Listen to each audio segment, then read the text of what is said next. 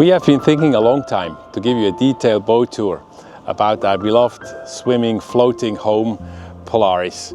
We have owned her for 7 years. She has been our floating home and means of transport for the last 3 years. She's a Bavaria Cruiser 46 from 2017 and we have owned her since she was brand new. However, shortly after we bought her, we asked ourselves whether this was the right choice of boat for us. And we came to the conclusion that if we adapted her to our personal needs, she absolutely would be. So over time, we have done many changes and upgrades to transform this model, mainly built for the charter market in the Med, into a comfortable home for higher latitudes. So let me give you some technical specifications about this boat model. The Bavaria Cruiser 46 from 2017 has a length overall of 14.3 meters, but with our large solar arch on the back, she comes closer to 15 meters now. She has a beam of 4.35 meters, and being a shallow draft version, fully loaded, she has a draft of 1.9 meters. Her mast at the top of the radio antenna is 22 meters above the water. Empty, as delivered, she weighs 12.6 tons. But now, fully loaded and with all the equipment on board, she's closer to 16 tons. Polaris has 2 water tanks of a total of 360 liters of fresh water. And her diesel tank is rated at 210 liters. And when pushed, it will hold 240 liters. In her cockpit locker, we have 5 20-liter cans of diesel with another additional 100 liters. So this gives us a total of 340 liters of diesel and a fuel autonomy of about 400 nautical miles. So let's have a closer look at her. When she was delivered, she had a Rocna anchor of 25 kilos. This is a wonderful anchor and we would not change it to anything else. However, as it's recommended to cruisers to carry at least 1 spare anchor, we upgraded the 25 kilo to a 33 kilo Rocna anchor that is now on the bow with a 10mm chain of 75 meters and a massive mantis swivel here that holds the whole thing together. And we keep the 25 kilogram Rocna anchor as a spare in our lazarette.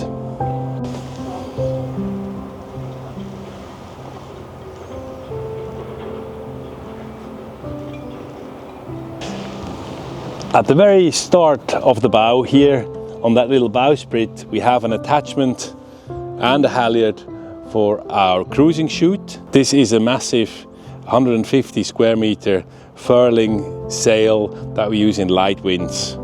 Another upgrade we have done is to add an inner forestay in the anima. This is the attachment point, which is reinforced through the deck and down to the stem. A massive thing to have done. It allows us to attach the inner forestay. That's the inner forestay attached to the tow rail, and it goes up to the mast where it comes out. So that's where we park it when we don't use it.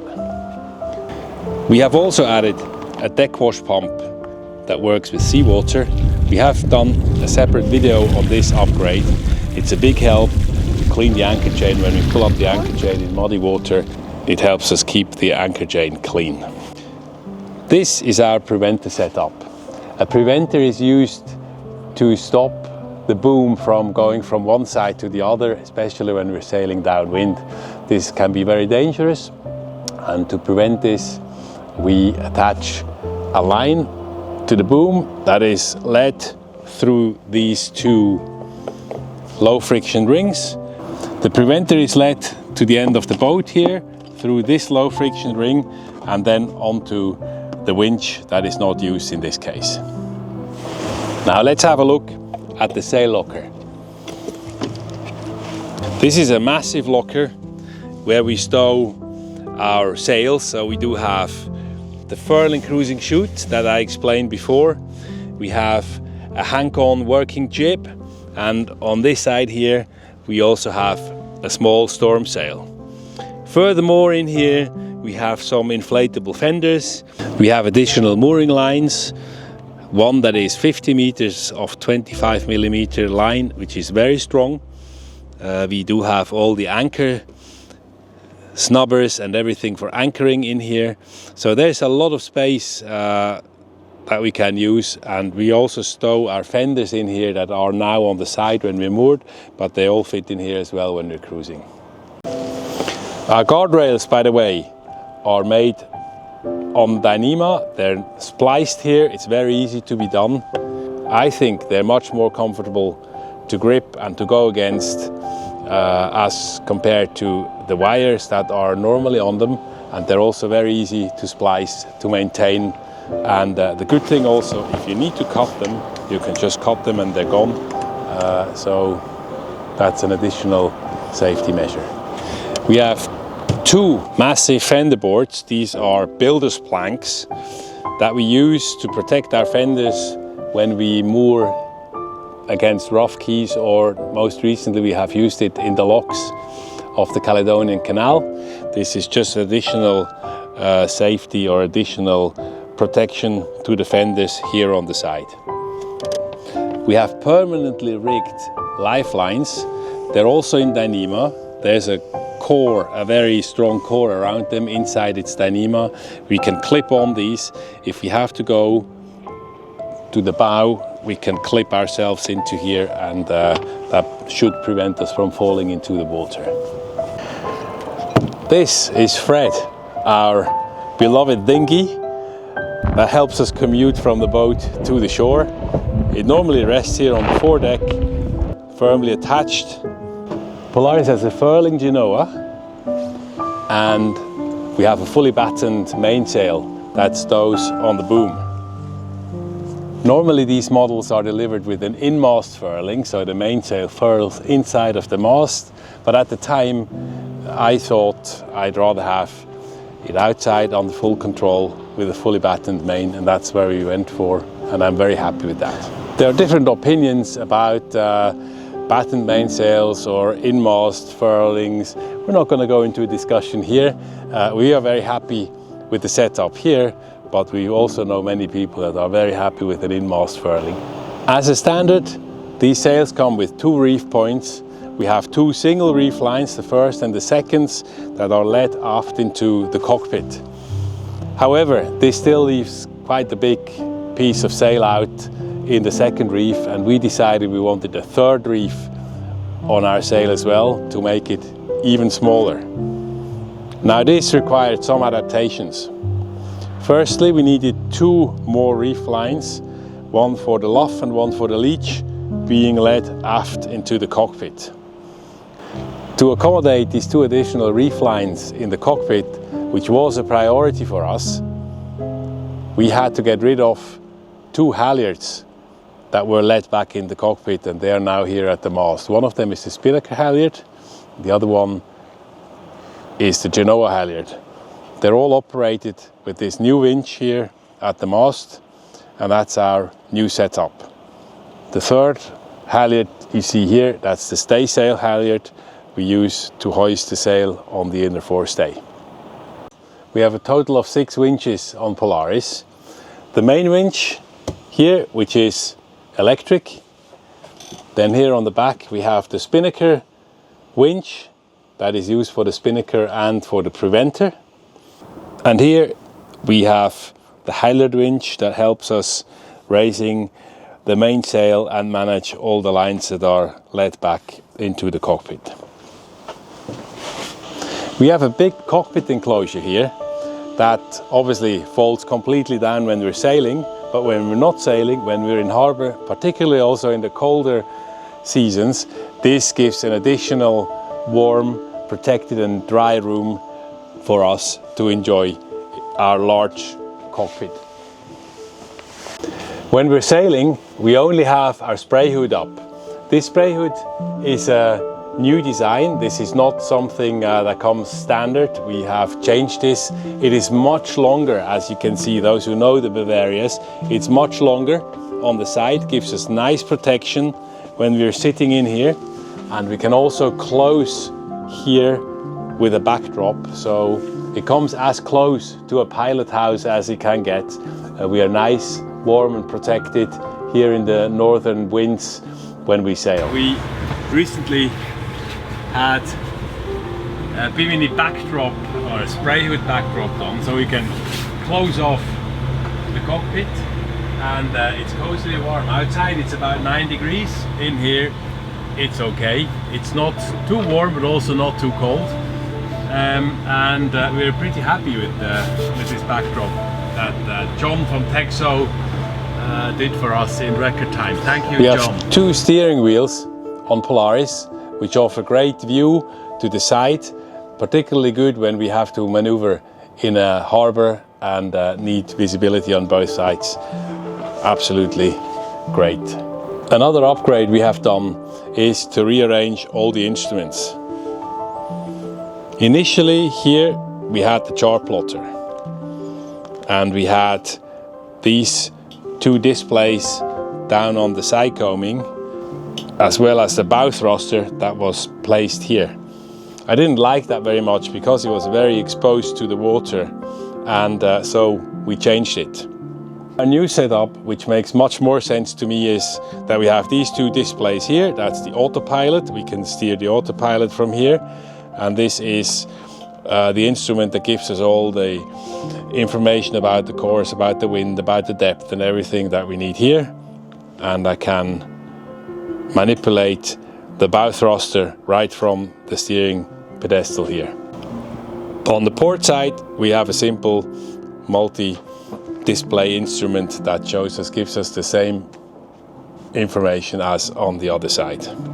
Normally when we sail, we sit here under the spray hood, nice, protected and warm and dry, and that's also why I wanted our chart plotter here in the front.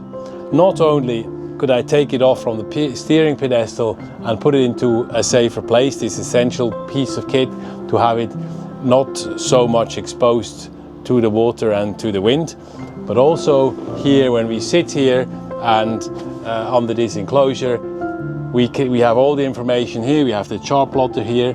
We can operate the autopilot from here. We have a VHF on the back that we can take out, so it's like a small command center here for the whole boat, to steer the boat from a very protected area, which is important up here in the northern cold waters. Here on the back is our massive solar arch, our energy central. It's 1200 watts of solar. We have made a special video about it, so we leave a link down below. And on the back you see quite a few antennae. We have the large vertical one. This is the GSM mobile antenna. On the back, that little one is the DAB radio. And on the port side we have an Iridium antenna and a Navtex antenna. And the very last addition is this beauty here, our Starlink antenna. Now come and let's have a look down below. So here we are in the saloon of Polaris, the centerpiece of this boat, our living room. And those who know the type of these boats, they know that there's not a lot in here left to the original status as she was delivered. So what did we do? We took off the brown panel here and the lights on this bulkhead, and we replaced it with 2 of our favorite pictures from Shane Couch, the British artist. We changed the light setup of the ceiling lights, put in some new spots, and also we added a lovely floor light with LED stripes. In order to maximize the storage capacity on the site, we had these lovely baskets custom made for Polaris. They fit exactly in these places. We can put all our books, our electronics, our other clutter on the side here on the galley. We have the space to put many boxes and bread and knives into these baskets, and also in the cabins we do have them to give us some more space. These are very practical. From the beginning we were not very happy with our saloon table. It was far too high and also it was bigger, so we didn't have a lot of space to actually move in here. We were quite squeezed in, and it was uncomfortable. It didn't look very lovely. So after a long consideration, we decided to get rid of it and to buy this walnut table from the internet that is a little bit smaller, but it allows us actually to walk around the whole table without big trouble, and that's much more comfortable to sit. We kept the original legs, so we can still take the whole table away, so Catherine can do her online workout lessons down below if the weather is not nice and cold outside. And also we have some smaller legs that we can put the table on a lower level, and add an additional double bed if we like. One of the great features of this boat is this huge, massive linear galley. This is probably one of the largest galleys that you can have for the size of this boat. We have a lot of space here for the washing sinks, a cooker, we have a top loader fridge, and we also have a front loader fridge here, which gives us ample of cool storage space. Another cool feature that we have on our boat, unlike in other boats, these open top down. If you're on the way, nothing will fall out because you can actually hold it back. We've seen quite a few boats where the lids open like this, and it's very difficult to hold everything back. Back in 2019, we converted Polaris to lithium batteries, and these beasts are down here. Underneath the seat here, we see 6 big 100 amp hour lithium batteries, a total of 600 amp hours, which gives us plenty of juice. At the same time, we got rid of the gas. So we don't have any gas bottles any longer on the boat, and we are now cooking fully electric. This is our gimbaled Force 10 electric hob and oven. It's got a glass ceramic 3 burning rings and a nice baking oven underneath, so Catherine can do all her lovely breads and cooking, and she's even done a trial for our sons Noah's and Cynthia's wedding cake. This one, however, takes so much electricity that we can't feed it with our inverter, with our 3 kilowatt inverter. So this oven only runs on shore power and with the generator. So we needed a backup. Our backup is this single plate induction plate, cooking plate. It's 240 volts, plugs into any AC plug, and we can cook from the inverter with this from the batteries. Works perfectly fine. As a second backup, we have this cooking computer, the Thermomix, which is another great addition that we can run from the batteries absolutely fine. If you would like to know more about this appliance, let us know in the comments. We're happy to tell you our experience. We can also run a kettle that's 2.5 kilowatts to make hot water, very quick and easy. And as a little treat in the morning, we have a milk frother here that makes lovely cafe lattes. The core piece for our cafe lattes is this coffee maker from Flair. You simply put in some coffee in here, chuck it underneath, fill in some water, press down, and you got a lovely espresso in the morning. Another great feature of this galley is this pedestal here in the middle. It's on one side great to lean against when you're cooking. It also has an additional seat here. We can put a cushion on. And voila, we got another 2 spaces to sit peoples. And on the other side, we have a few cupboards that keep all the condiments and cooking utensils for Catherine. The bilges on this boat are perfectly dry, so we have ample storage down here for all sort of other cooking utensils.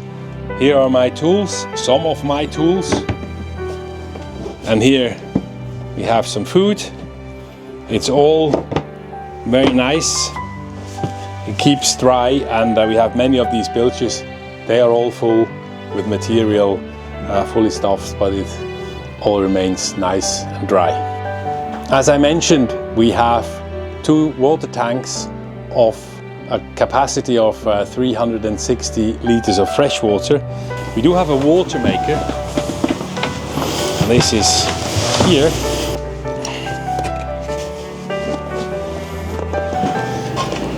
This is a modular water maker. So we have here the pump, the high pressure pump, that's the filter, and underneath here, on this side, we have the membranes that serves us to fill our water tanks again when we're on the way. This is the navigation corner. Unfortunately, this boat doesn't have a proper navigation, a proper nav station with a table, but as we're probably at anchor or in a marina for 80% of the time, a proper kitchen is more important than having a good nav station. So this does it for us. That's a char plotter. I moved down from the steering pedestal down here. We have here all the switchboard and everything else to operate the electrics and electronics that we have on the boat. This is the engine compartment. This is a trusted engine, a Volvo Penta D275. We have 2 identical aft cabins, one to port, one to starboard, and they are quite spacious. What is also great here, you can see even me with my 180, there's still about 25 centimeters of space above, so that's really great to have standing height all over the boat, which is fantastic. Each cabin has an ensuite bathroom and shower. Underneath the bed here we have the water tank, 210 liters. There's also a 40 liter calorifier, a water boiler in here that provides us with hot water, and we can make hot water from the shore power or generator, from the engine, and also from our hydronic heater, which I'll come to in a second. Behind this cabinet door we have our generator. This is our power central, Fisher Panda 5000i Neo. We use it for rainy days. Normally our batteries keep for about 3 days, and after 3 days of rain we need to run it, or we need to hook up on shore power. So it's not a lot of engine hours that we do on our generator per season. Behind this door here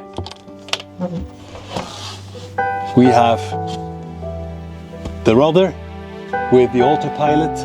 We do have our hydronic heater that is placed in here, and we have the winch for the swimming platform. So that's all the techniques on this side, on the port side. We are now in the starboard cabin, and similar to the port side, we do have the other rudder here, access to the other rudder. We have all the electrical stuff.